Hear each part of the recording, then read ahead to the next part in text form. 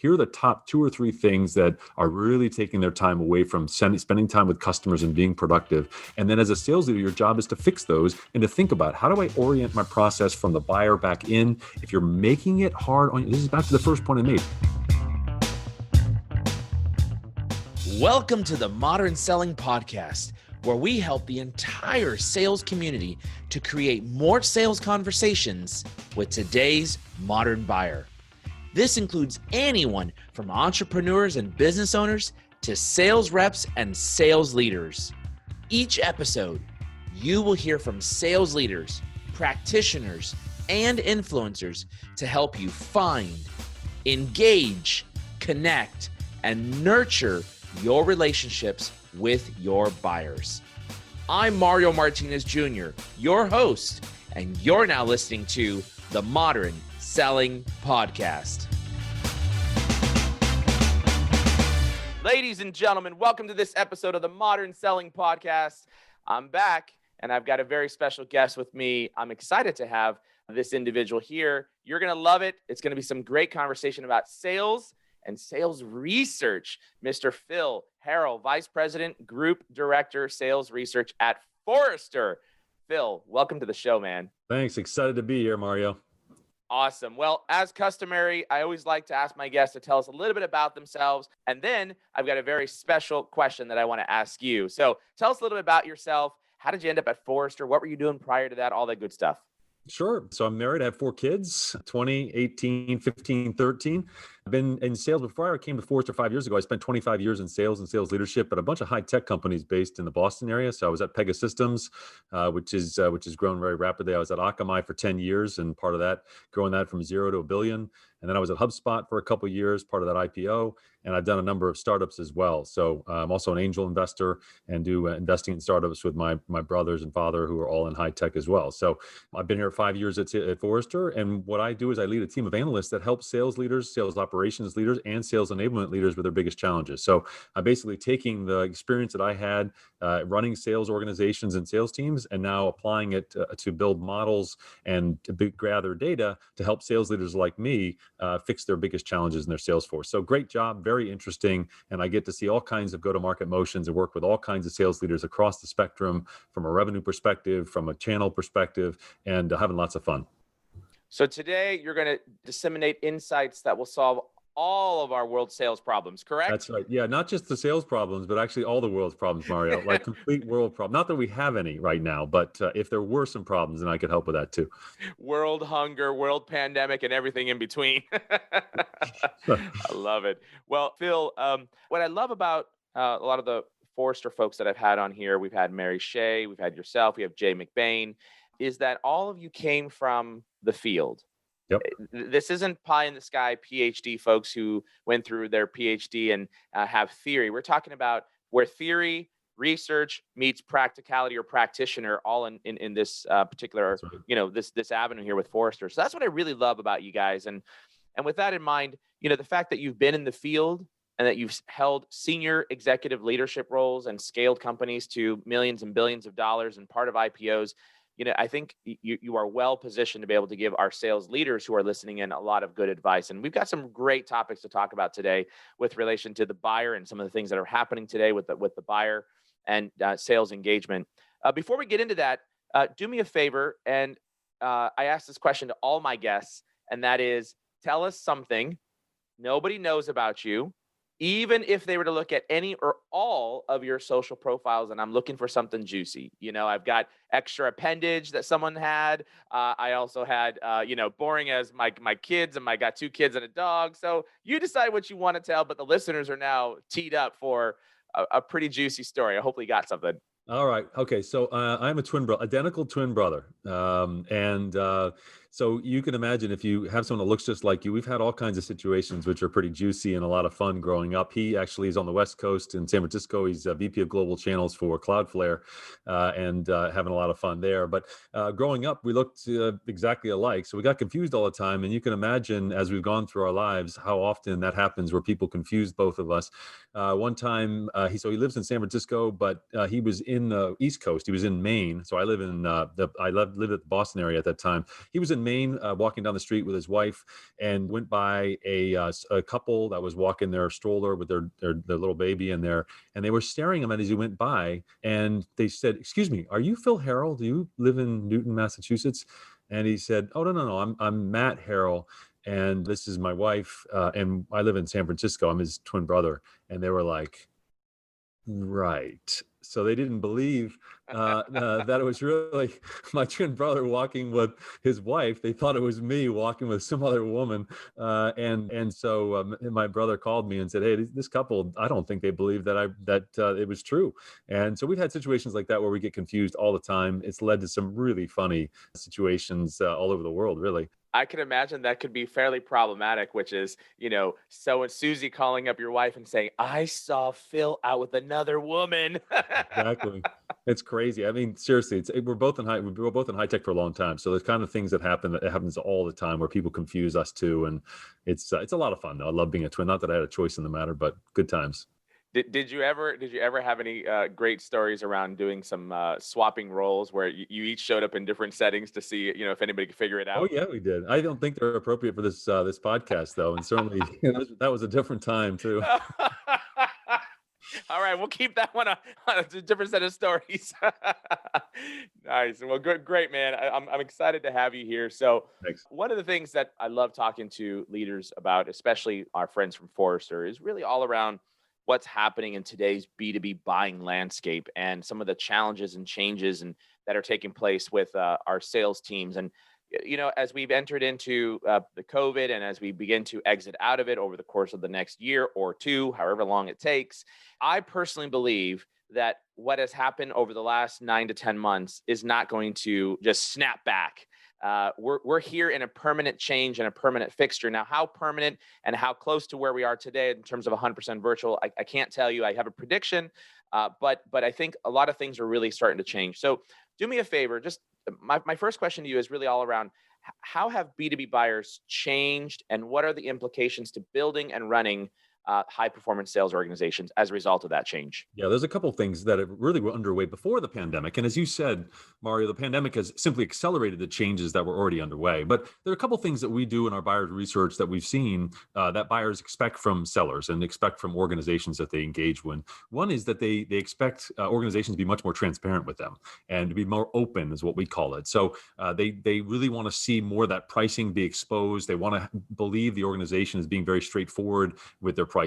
They expect the organizations to be very intuitive. That means to really understand them at a very deep level and to use the information they're gathering online through data to be able to personalize every interaction that's occurring. The other thing that they really want is the expectation is that companies are immediate or salespeople are immediate, meaning that when they ask for something, they want it right away. And we've seen that. It's just getting relentless, that buyers are more demanding than ever before. They're doing so much more of their research online. They're impatient. And when they want something, they want it turned around right away. And now you couple that and that sort of buyer expectation. And that's being really driven, Mario, through consumer. Right, the consumer. We on weekends and during the week, we are consumers. We go to websites. Everything's been optimized for efficiency, and there's no friction. And we go to Amazon and we buy something, and boy, they suggest something else that would go with what we got in the shopping cart. And then when we go to check out, it's boom, it's quick, it's easy. My credit card's already in there, and we as consumers then go to the B2B world and we want the same experience. So as a sales leader, when you're thinking about your sales organization, you have to almost think about how do you design and optimize the experience that your buyers are having to be almost like a consumer experience and remove friction and make it really easy for your sellers to engage with buyers in the way they want to buy. Now you take that and what happened with the pandemic, it's only accelerated those changes. Buyers now are much more comfortable interacting in the virtual world, interacting with sales digitally. They're much more comfortable going online and getting information than they were ever before. So I think what we see is even after this pandemic, and you said this, Mario, we don't see it snapping back to buyers saying, "Oh yes, come see me. I'd love to see you, field sales organization." We believe a lot of buyers are going to say, "Look, why can't we just do this meeting virtually and do remote selling and engage with this?"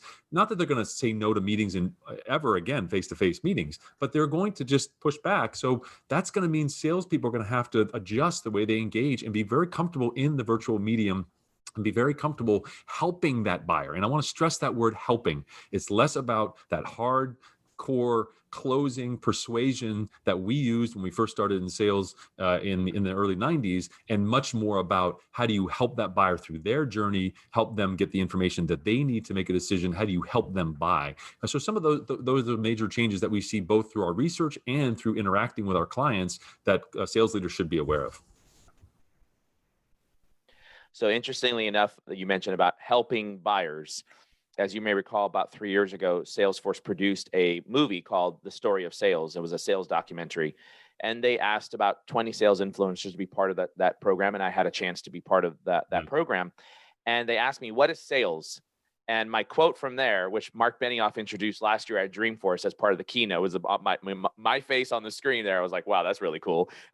Was sales is the art of helping. Yep. That's what sales is, right? Sales is the art of helping. And what you talked about as, we are our B2B buyers now being driven by consumer type of activities and tactics. I like to think of that as the prosumer buying model. We're the professional consumer. And to your point, you laid it out just beautifully in terms of we want information, we want it now, we want to be able to grab that data.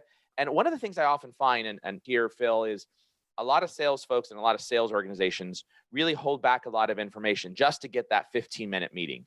And I'm curious about your thoughts on that. But one of the things you mentioned was that when prosumers or B2B buyers are coming in, they are asking for information. And generally speaking, they want that pricing right away. They want the data right away. They want the information. And most of our sellers are saying, hey, I'll give this to you, but we got to have a meeting first.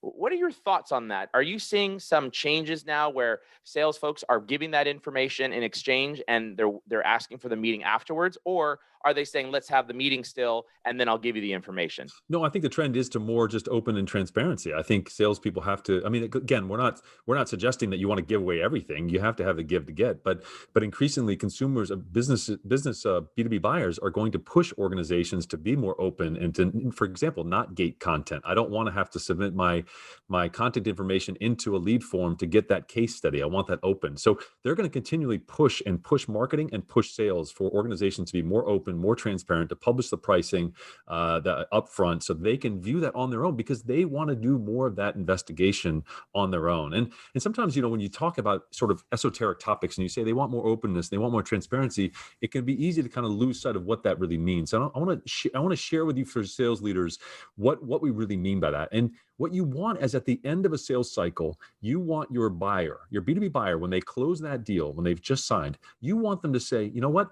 That was the most remarkable sales experience I've ever been part of. And the reason it was remarkable is because the salesperson was so knowledgeable and so helpful. They anticipated my needs. Everything they sent me from content perspective was appropriate for where I was in that buyer's journey. They didn't try to send me all kinds of stuff about features and benefits and how much better they were when I was very early in the cycle and I was still getting educated about what my problem was. And then, so every step, everything they anticipated my needs, when I needed something, they were hyper responsive. I felt like they were there to really help me and consult me. And you know what? When it closed, it was so natural. They didn't put any pressure on me. I felt ready to close. I felt like I had the information. So they really helped me through that journey. And you know what? What's even better is when I became a customer, everything they told me would be true. It was true. The product worked as it said it would on the tin, as they say in the UK. It was incredible. I was onboarded really efficiently. I got up and running. I got immediate time to value. The experience was exactly what the salesperson said. And you know what? I'm so blown away. I'm telling everybody I know, my peers, about the solution. I'm going on to G2 Crowd. I'm telling my peers about what an incredible experience it was. And if you think about that, if you can get your B2B buyers to have that kind of reaction based on the way you sell to them and the way you market to them and the way you onboard them, think about the advocacy that happens in the marketplace and the word of mouth. You're getting all that free advertising. That's what you want as a salesperson. And you know what? Experience loyalty is the new battleground. Those sales leaders that can create that kind of experience and make sure it's good execution by their sales team on a consistent basis are going to win because that's what's going to differentiate them from the competitors. I love that word, experience loyalty, that phrase, excuse me. I love that phrase, experience loyalty. Such a great segue into thinking about some of the critical focus areas for sales leaders as we kick off a new sales year. What do you think some of those things are, and what should we be thinking about? Yeah. So as you kick off a new year, I mean, sales leaders need to be thinking a lot about how do you build a model for success? And this is really, I can't stress this enough. We did research, Mario, with boards of directors about 2 years ago, and I got a chance to interview a ton of board members and ask them, what do you expect from your VP of sales? What is a great VP of sales? Gets them in trouble? And the thing I heard universally, Mario, was that they want to see a sales leader have a model for success. What they don't want is that sales leader to come in to a board meeting and present and have that sales leader say, I made the number, and they start to probe, well, why did you make the number? How did you make the number? And it comes up that the sales leader made the number because they had a last minute dive in catch where they got a big deal at the end of the quarter and they made their number. Because that worries the board of directors. The sales leader really doesn't have a model. They don't have a system that they're installing to make it consistent and to make those results repeatable and scalable and predictable. And that's what sales leaders need to be thinking about going into 2021 is, how do I make sure that I have the processes installed, that I've then purchased infrastructure and technology on top of those processes to automate, and that then I have the insights that are required by the sales team to be successful. And then above that, I have great talent, right? That I plug into that system. So as a sales leader, please, if you're going into this year, step back and make sure you've thought through, do you have a model for success? Could you explain to somebody very succinctly how you're having that success you're having, that you have processes installed for how you acquire and manage talent, that you have processes installed for how you manage and leads, you have processes installed for how you manage the execution against opportunity management against your pipeline, and that you have a really good handle on the productivity and the health of your organization. That's what's going to differentiate. That's what's going to keep you in the job. In fact, I had board members tell me they would prefer, this sounds hard to be true, and I was shocked when I heard it, but they told me they would rather have a sales leader miss a quarter and be able to explain with real conviction using data and an understanding of why they missed than have sales leader come in and make a number and have no idea when they probe how they got there. And increasingly, the way software as a service works, you can't rely on only one top salesperson getting that big deal at the end of the quarter. You need to have very good execution and participation across the sales organization in order for many of them to make their number, because those deals are starting smaller, right? SaaS is all about start small and scale, and that's what you have to do. So that's the really big thing you should be thinking about going into 2021, is how you're going to install that model for success and make sure you can articulate that. So the four things you mentioned in the model, number one is a process, and pretty much that encompasses everything from lead generation to onboarding to everything in between. So processes. The second thing you mentioned was infrastructure, tools, technology to help the sellers do their job faster, quicker, better, and or automate different processes internally within the organization. The third thing you mentioned was make sure that you've got insights that the seller is able to glean about their buyer, about the engagement, about the journey, about wherever it might be, whether that's coming from the CRM or coming from AI-related tools or technologies. Those are some of the things that you're talking about, and or teaching your reps the skill at which to develop insights by looking at someone and looking at how you're going to hyper personalize something, right? So that's another one. And then the fourth thing you mentioned was talent. Make sure you've got the right people on the bus. And that they have the right competencies, yes, and that they have the right competencies, right? So it's hire those good people for the competencies that you need at a base level, but then train them up and invest in them to give them the competencies. A lot of sales organizations right now are struggling with one thing, is that they have field sales organizations that have historically relied on going face-to-face meetings and meeting with people and doing dinners and things like that, and now are being asked to do that totally virtual, and that is a real struggle. So how do you articulate that these are the competencies required for the job as it is currently, and then how do you give them the competencies? What we mean by competencies are the skills, knowledge, and process understanding that's required to do the job successfully. So yes, so on the talent thing, it's really important. But the idea is so different. Is when I started in sales, all you wanted to do was go out and hire the best talent. Very little process orientation as a sales leader. Maybe very little technology infrastructure. You didn't worry about data. Just give me the best A players. And if you got some A players, you probably had a good chance of winning. Now, it's not enough. You have to make sure that you have process installed and that it's executed against, that you have infrastructure that helps with that, and you have insights from a data perspective that will help the sellers understand what's going on so they can add value to the buyer. Those are critical to succeeding increasingly in the year of 2021 and beyond. Yeah, I absolutely know what you mean. One of the great balances that we have inside of Vengreso is both Kurt and I, our chief business officer, and one of my fellow co-founders of Vengreso, both of us have been in sales for 20 30 years, right? So I'm 23 years, I think he's 30 years into sales, maybe a little bit more than 30 years. And with that said, we come from that background where you hired the guy or the gal that would go out there and had all the relationships and slay it. But now my new mantra inside of the organization for the last almost year has been around, as an example, CRM hygiene. Yep. And so as I talk with our sellers, I individually, as a CEO of Vengreso, I'm going into sales qualified leads and looking at how many times did we touch this person?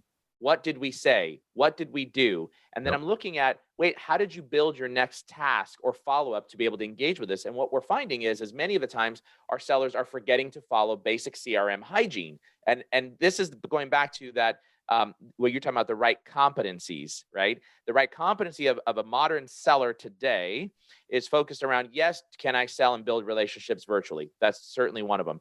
But do you have the skills, knowledge, and the ability to be able to run processes and plays for the sales process to be able to move things along? And I've always been a believer of this, Phil, that sales is 51% science, 49% art. 51% science, 49% art. What's the science part? Look, you're never going to convert that sales qualified lead into a qualified meeting, into a qualified opportunity, or into a close one sale if you only touch that person one time. Yep. Right. And that's part of like that CRM hygiene. And so those, if we peel that onion back, even in a quote digital sales training organization, we have that problem ourselves with our own sellers, right? And so if a sales leader just peeled that one thing back, like how many times did we actually engage with this individual? Did you, the seller? I think what you're going to find is there's a lot of room for for opportunities. Yeah, I love that science. I want to build on that for a second. You're so right, because what I think is so exciting about sales now, Mario, than when you and I started in sales, is because you have so much more data that's available to you. So you can be more scientific and use the data to help you as a seller be more successful, and as a sales leader be more successful, because you know now how many are we have data that shows how the optimal number of touches that are required as to when that is the optimal amount, and when beyond that it's a waste of your time. You can use that to be more efficient in the way you engage with your buyers. From a sales leader perspective, we do client studies of productivity where we map out how much time reps actually spend selling. We've done this now with 150 companies, 25,000 sales reps and sales managers. So we know how much time is actually spent selling, how much time is spent doing internal process stuff that really is not as productive as spending time on the phone with your customers or in front of your customers. That's the science where you can break it down and say, hey, we've got major problems here. Our reps are spending way too much time on internal meetings. They're spending way too much time trying to turn around quotes. It's taking too long, which is impacting the buyer. So that science now can be infused at both the rep level and at the leadership level, and use that data to help improve. So you can improve processes, make it easier for sellers to get things done, to get things turned around, which is what you should be doing as a sales leader. Remove those obstacles, make it easy for your organization to sell, hold them accountable for hygiene, and use that data you're gathering through the CRM to actually improve their lives and give them the insights to help them improve their output and their quota, right? Getting to quota. Those are the kinds of things that you can do now. And so it used to be very art driven, and now we've got to bring a lot more science and data into sales and sales leadership and sales reps so that they can to help them be more successful. And part of that's being driven by the buyer. The buyer's more digital than ever before. They're leaving clues all over the place. We've got to suck that in and make sure it's given, and the insights are given to sales so they can be successful. I love what you said. And the biggest challenge, I think, to this is that most sales leaders are our age and older, the 45 and older, right? And we didn't grow up with this science part, analyzing data, looking at the individual process. That was always for somebody else to do. Like there was somebody in sales ops who was supposed to look at that. There was somebody in sales enablement. There was somebody in marketing. There was somebody, some data geek who can look at this stuff and say, oh, we got to change the process. And then it would bubble back up and we'd say, yeah, that sounds good. Or let's talk to the sales team and see how they feel about it. My perspective, especially over the last 2 years, has been, no, we're not talking to the sales team about it. What we need to do first is analyze what that data is telling us, then build a process that supports the journey and get the salespeople to join us on that journey. And if they don't want to leverage the insights or the data, and they don't want to follow the prescriptive formula that we believe is going to work, they're probably not a good fit. Yep. And so I've gone to one extreme versus the other, and I'm sure there's somewhere in the middle Well, that I think what differentiates is between enterprise and SMB. So if you look at SMB selling, that's a very prescriptive model. It's highly transactional, high velocity. Not that all SMB sales is high velocity. You could be selling MRI machines to a small doctor's office for millions of dollars. That's obviously not a transactional sale. That's a very complex, big deal. But for the most part, you have a high velocity sale to an SMB. That's got to be very prescriptive. You've got to get, people that are going to follow a very tight process. You're going after the owner of an SMB, and that should be high velocity, and make sure CAC, cost of acquisition, is very much in line with how much you're charging them. When you get that is very prescribed. When you get to enterprise, you're talking about 18-month sales cycle, $100 million deals. Yeah, there's going to be a lot more room for art, and because you have to navigate the political environment, you still have to have process. You still have to have data. You still want to bring in science. But I'd argue part of how much you rely on process and data and science is related to the type of sale and who you're selling to. When you're navigating a large, complex enterprise, there's probably less. When you're navigating an SMB where it's very high velocity, you've got to make it sure it's very streamlined to be successful. So that's one way to think about it. But in both cases, you need more data, you need more science to be inputted to be successful. And I'll add on one thing to your enterprise play, and that is the art comes as a result of analyzing the data, right? Yes. So you'll know the types of moves that you need to make, which is that art piece, and which direction you need to go if you use the data to guide you along the path. Yeah, like for example, in enterprises, we all know it's usually a buying committee. It's very rarely one person in enterprise buying, unless it's a user that's downloading something very inexpensive product that they start with, like the product leverage growth model. But for the most part, it's a buying committee. 6 or more people are involved.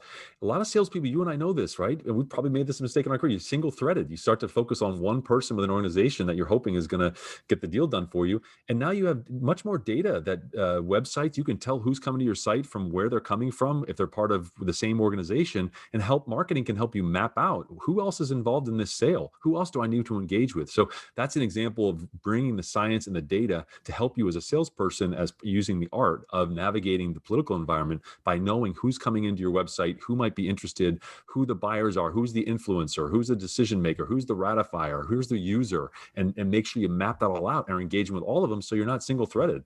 That's a great example, right? So I'll tell you a story of being single-threaded, and this has just happened to me.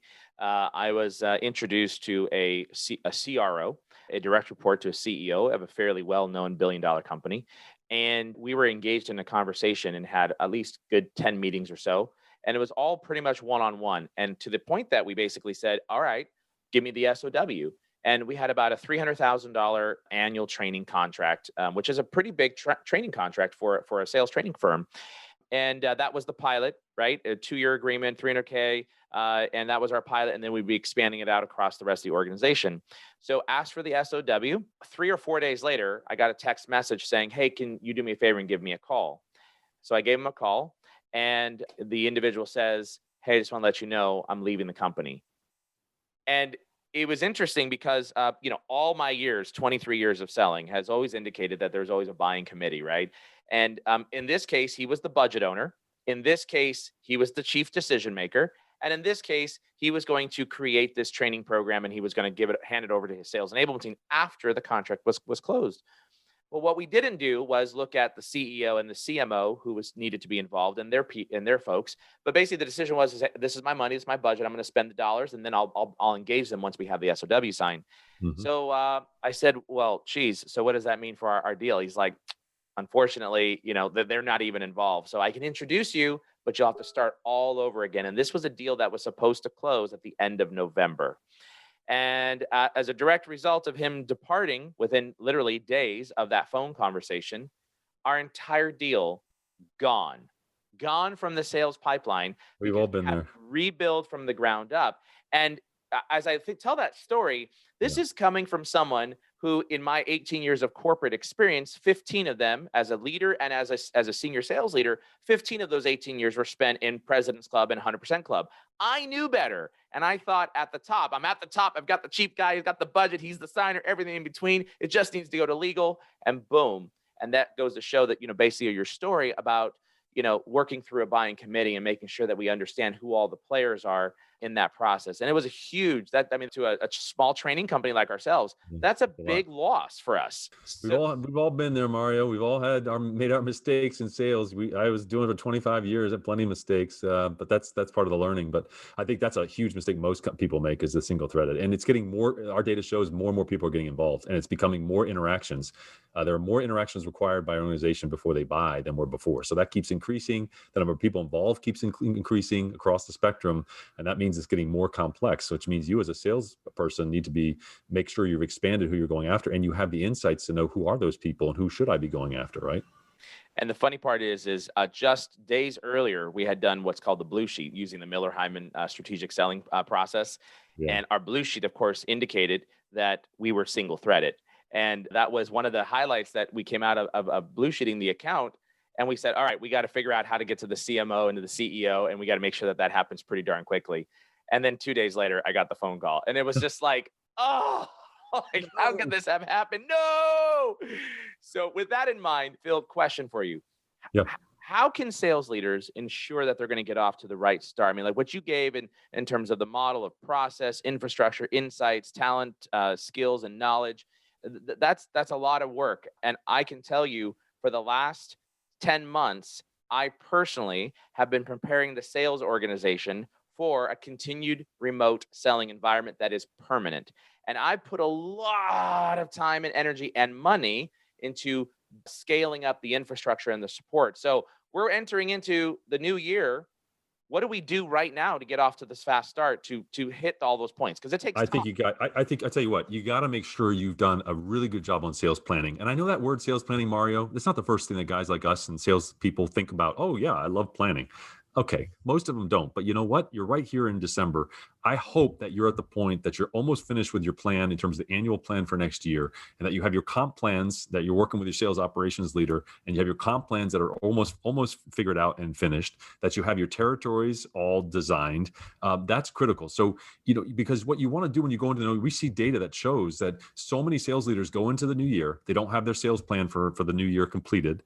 So that means they delay the rollout of their territories, right? They delay the rollout of their quotas, which means the sales kickoff gets either pushed off, or during the sales kickoff, they don't have the ability to roll all that stuff out. And that's a terrible way to start the year. You have to make sure that you've gotten all that stuff done, and that the start of a new year, you close that year, and the faster you start the new year, say, okay, guys, this is what we did last year. Terrific job. It's, as we all know, we're like on a treadmill for sales. Thank you for last year. It's now 2021. What have you done for me lately?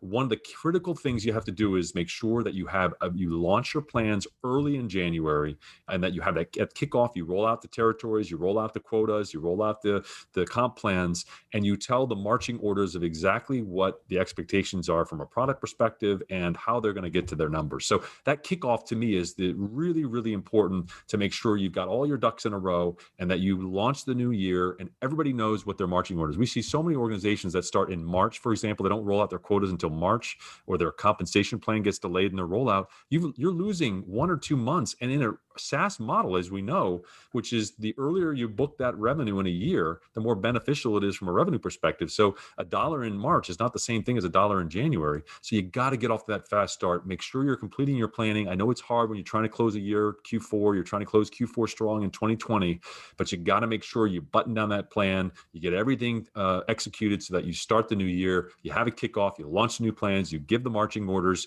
and you're off to a good start. So that's what I would say about that. And how do we incorporate all those things related to the process, the model for success, right? Process, infrastructure, and the talent and insights. Should we be getting involved as sales leaders into the details of processes, infrastructure, the types of tools and technologies? And should that be happening right now, not, of course, June of next year? Yes, it should be happening now. Yes. I mean, in terms of process, the hardest thing about process, infrastructure, data insights is knowing which ones to prioritize, right? It's not, it's saying, we're not going to try to boil the ocean. We're going to identify what are our biggest breakdowns from a process perspective. Maybe it's the sales process itself, that your sales organization is not following the sales. Maybe it's not a buyer line sales process. It's one that you've had for 10 years. It was designed with the sales team in mind, not with the buyer in mind. Maybe it's your lead generation process is broken, that the handoff between marketing and sales is completely broken. There's no SLAs in place. Maybe it's the way you onboard new reps is broken. So your process of taking new hires and getting them to productivity quickly is off. That's what you have to prioritize. So now you should be working through those in that overall sales plan. You should be working through, here are the processes that are the critical ones that are busted or broken. Here's what I'm doing to fix those, to get them ready for the start of the new year. Here are the technology investments. We hear from so many sales leaders that they're overwhelmed with the amount of technology that's being thrown at them. They're getting called by every sales tech company, and they're trying to wade through and say, how do I prioritize which technology investments I make? That should be going on right now, not trying to buy everything. But again, as you and I know, I sold technology for 25 years. Technology will only help you if you have the underlying processes defined, right? If you think that you buy this technology and your whole problem goes away because you bought this technology, you're wrong. You have to have underlying processes defined, and then the technology helps automate that and scale that. And so if you prioritize the processes that need to be fixed, you prioritize the technology investments that you're making in Q4 to get you ready for Q1, and you have the data and the insights that are needed by the sales team to be successful, those are the things that you should be doing right now, and then get that all in place by the sales kickoff, so everybody knows exactly what the expectations are, and you have the metrics to match and really track. Are you having success in the process improvement areas that you wanted? Are you getting the ROI on the technology investments you wanted? Are you getting the data insights that you thought you would be? And are your people getting up to speed and getting the competencies required to be successful? So it's not about trying to boil all those things. That sounds overwhelming. It's about prioritizing within each of those categories what you need to do critically to start the year off quickly. I have always said on technology investments, a fool with a tool is still a fool. That's exactly right. Technology is a beautiful thing, but it's not necessarily what is going to solve world It's not hunger. the panacea. It's not the panacea. Exactly right. As we think about one of the biggest challenges, I think, and you kind of touched on this earlier with relation to administrative type of tasks and some of the challenges that are burdening the sales organizations today, sales productivity. Yep. One of the biggest challenges that I think most sales organizations have, and of course, coming from the field, that was my biggest pet peeve is we've got all these administrative processes, these check boxes, and all this stuff that was designed by somebody else other than a sales leader. Or it was designed and it was never came back to the sales leader and said, hey, does this make sense? And or the sales leader didn't understand what the salespeople are really doing in the field. And so what are some of the things that you think we should be thinking about in terms of how leaders can improve the sales productivity, especially in the new year? Yeah, I'm always shocked about how few reps are making their number at these companies. We go work with clients and we'll find 40% of reps are making their numbers, or 30% of the reps are making their numbers. And think about that. If you were running like a factory and you only had 30% of your workers that were working at full productivity or full output, you'd be making changes, right? You'd be thinking there's something seriously wrong here. And I think that's the problem you see a lot in sales. Sometimes it's just quota overassignment. You basically, we see organizations have 30% quota overassignment from the VP of sales down to the rep level. Well, no wonder. And if you're standing up as VP of sales saying, hey, the company made its number and only 30% of your reps made their number, there's a serious disconnect. And we recommend no more than 10% quota overassignment from the VP of sales down to the rep level. So that could be one problem. But the other parts of sales productivity is, as organizations get bigger, what happens is the processes start to get designed from the organization out to the buyer instead of the other way around. In the other way around, it's when you're a startup, it's simple. Everything's about the buyer and the customer. And so processes get designed from the buyer into the organization. And as you scale, invariably, you put in more process and it gets designed by headquarters and pushed out to the field. And before you know it, you look around, you say, all these processes are designed actually to help the organization, not the customer. And salespeople say, it's really hard to get deals done here. And that's what you start to hear. And we do these studies with our clients, and we hear this all the time. It takes too long. One of the top 5 is it takes too long to turn around quotes. It takes too long because it has to go through deal desk and through legal. It takes too long to turn around contracts. We hear too many meetings, too many internal meetings, way too much internal communication. That comes up every time we do a study with our clients on sales activity. So part of that is looking at the sales productivity, Reaching out to the field, we really recommend doing a survey of your reps to understand what's keeping them from being as productive. What are their top challenges so you can prioritize? Here are the top 2 or 3 things that are really taking their time away from spending time with customers and being productive. And then as a sales leader, your job is to fix those and to think about, how do I orient my process from the buyer back in? If you're making it hard on, this is back to the first point I made. If you're making it hard on your sellers to do business with the companies that you're trying to do business with, you're making it hard on the buyer. What did I start by saying? All buyers want immediacy.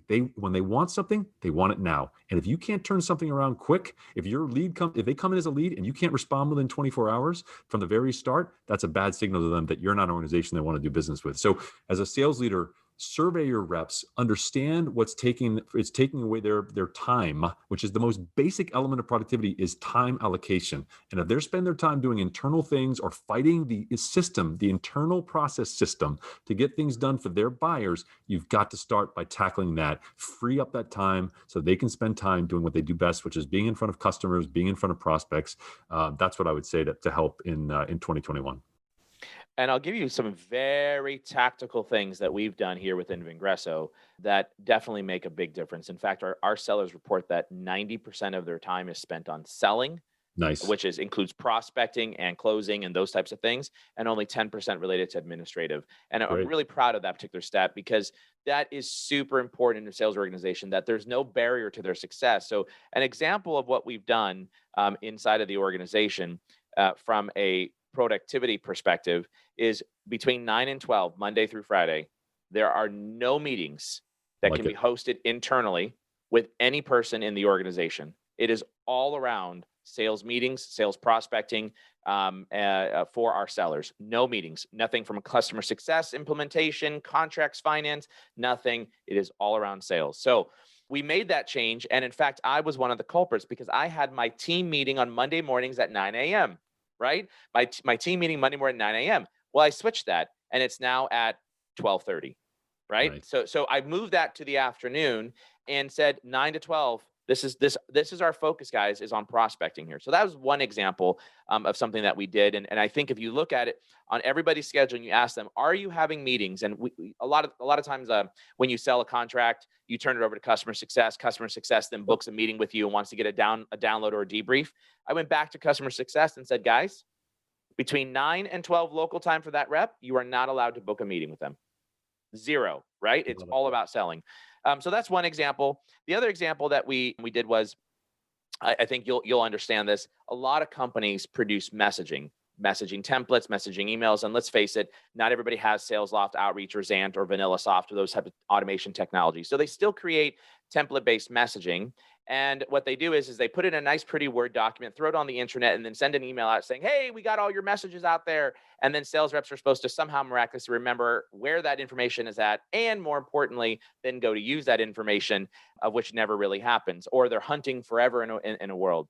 So I think you heard about this product and I told you about it. We created our sales productivity tool, FlyMSG.io, which you can take all of those messages and put them into the cloud. And with a few short keystrokes, you literally within seconds can build out a whole message, change the first name, add on some hyper personalization, and boom, you've got it out there and ready to go. And so now Yeah, you're great example of automation, right? Automating again. process. A great example of automation.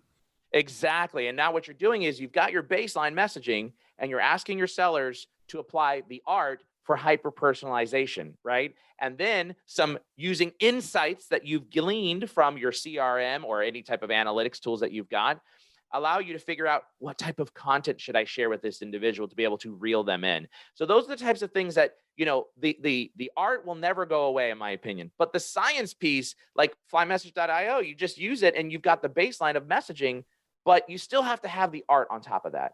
And that's where I think some basic things to sales productivity could really help organizations out. Well, listen, this has been a fabulous conversation, Phil. I love having you on the show, and I'm super appreciative of you joining me.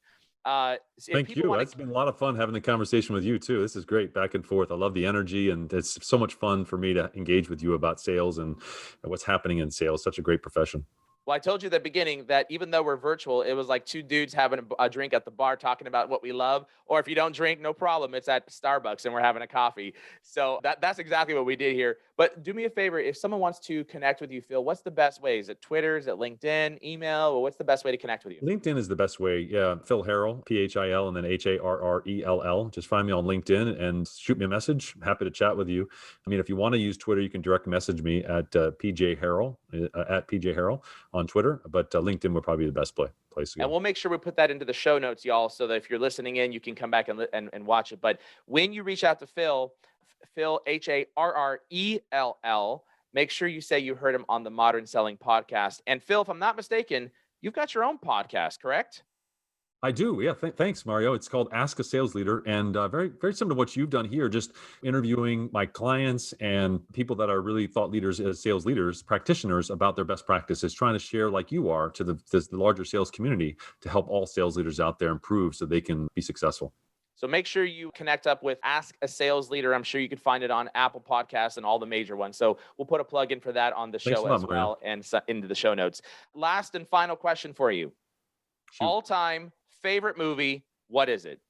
I mean, I love Jerry Maguire. I think Jerry Maguire, I mean, I love football, first of all. So there you go. And I just love that.